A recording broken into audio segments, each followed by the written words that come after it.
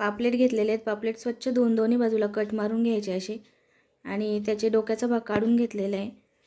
आज आपण पापलेट फ्राय करणार आहेत. चला तर मग पाहूया. अशा प्रकारे कट करून घेतलेले आहेत.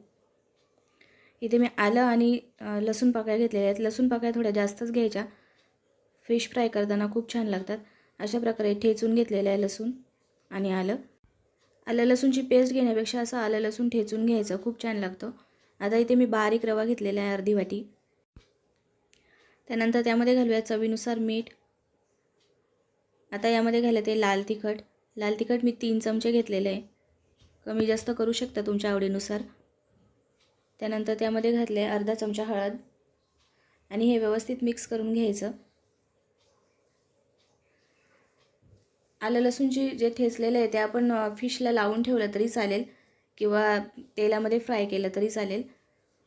आता मी तेलामध्ये फ्राय करून घेणार आहे आलं लसूण. अशा प्रकारे मासे व्यवस्थित रव्यामध्ये बुडवून घ्यायचे.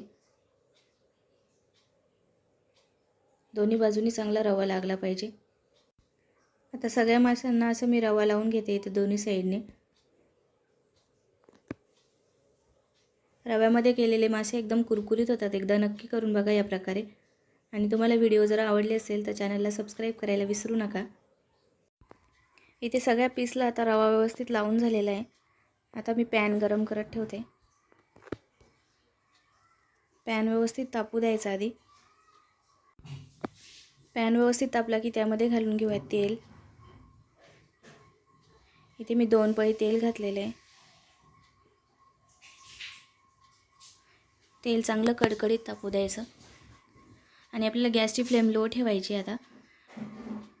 आता इथे घालून घेते मी आलं लसूण ठेचून घेतलेला. असं थोडा वेळ परतून घ्यायचं. आलं लसूण थोडेसे लालसर झाले की आता त्यामध्ये घालून घेऊया आपण रवा लावलेले फिश. आता मी इथे पीस घालून घेत आहे. गॅसची फ्लेम लो ठेवून आपल्याला पापलेट व्यवस्थित फ्राय करून घ्यायचे. आता लो गॅसवरच आपल्याला फिश फ्राय करून घ्यायचे.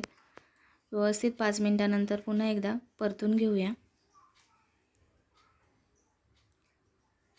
अशा प्रकारे परतून झाले की दुसऱ्या साईडने सुद्धा व्यवस्थित फ्राय करून घ्यायचे.